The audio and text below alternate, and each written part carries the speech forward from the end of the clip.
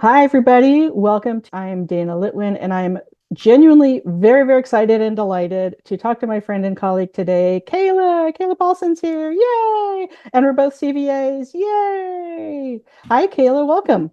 Hey, thanks for having me. It's always a good time hanging out with you.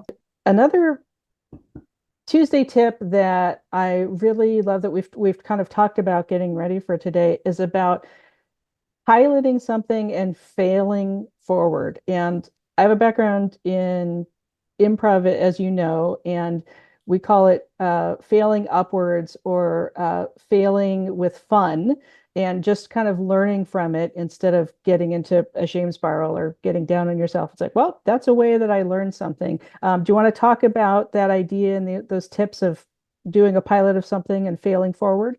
Yeah. So it's one of my favorite phrases. Is fail forward. And if you ever attend a training of mine, you'll probably hear it at least twice.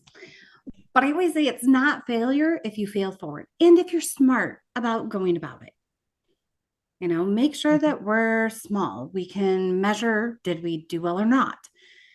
Are we being kind of practical and realistic in it? At the same time, push yourself beyond your comfort zone. And that you're giving yourself permission to pilot it for a certain amount of time and check in and go, yep, nope, or pushing that on the did not work pile, or hey, let's look at how we can take this and replicate it more. Our communities are changing, volunteer interest is changing, motivations are changing. Heck, I don't know what isn't changing, it feels like. All these words my son is coming home with, I'm like, what? So we got to keep on top of it. How our mission needs to be delivered is quite often changing at organizations. So looking to see what can we do in a pilot sense. It gives you permission to fail. It makes it so that it doesn't have to be perfect. Usually you don't want to invest enough time in a pilot to make it perfect. It's good enough or satisfying. And that you test it. You do a little, instead of all 500 of my volunteers are going to do this differently. Let's take 5 or 50 and let's pilot this other thing. Let's get feedback. Let's have open dialogue. Let's have them build it with us. That co-creation and inclusion of volunteers is so important. And that's something that I see that's missed with a lot of clients that come to me with, they're like, oh, we're having these issues. Like, have you invited the volunteers to think about it with you? And that's true. And starting small and then scaling up with what works and gracefully letting go of what didn't work and like, well, that was a lesson learned. There's a great model to do that I think is parallel to that idea that's called plan, do, check, act. And it's in that circle. It's like, Yep. how's that going? How's that going? And you spiral out with what works, what works, and kind of gently expand that capacity, whether you're doing that in a 3-month cycle or a 6-month or a year-long cycle, like whatever works for what you're hoping to achieve and striving for. It's just that idea of that expanding galactic spiral to see how that works and learning from our mistakes instead of getting bogged down and flaming out and being down on ourselves about it. Is That's a really important thing to do professionally and personally. I really love those as Tuesday tips on piloting and failing forward and failing with fun and learning those lessons. It's really Well, and great. it's be Yeah. brave. Yeah, be brave. Yeah. It doesn't need to be a huge change either. Yeah. Small little incremental changes can sometimes have an outsized impact Hmm. because you're just testing little things. It's a small fail, it's a small fail forward, or it might be a big success. You never know. You don't know till you try. And one of my other favorite phrases is if you don't ask, you don't get. And if you don't test and try, you don't know. So I think that's a great encapsulation of starting with that little pilot, failing forward, failing with fun.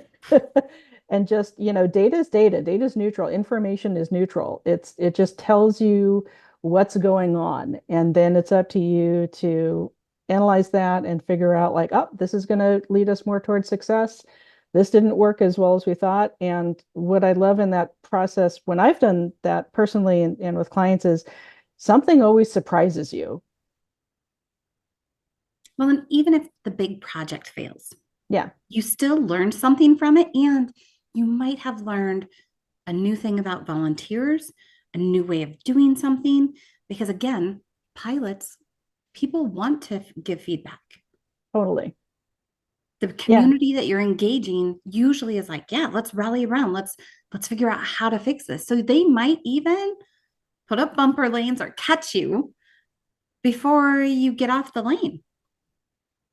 It's important to have uh, that idea of that safety net that, and I think that goes to some of the earlier points and other topics we were discussing in this priceless advice and came up in your other Tuesday tips of shifting the culture in a positive way so that there's open communication, there's feedback from volunteers, they know that they're involved in the piloting of something new, a new initiative, whether it's big, medium, or small on the Goldilocks scale.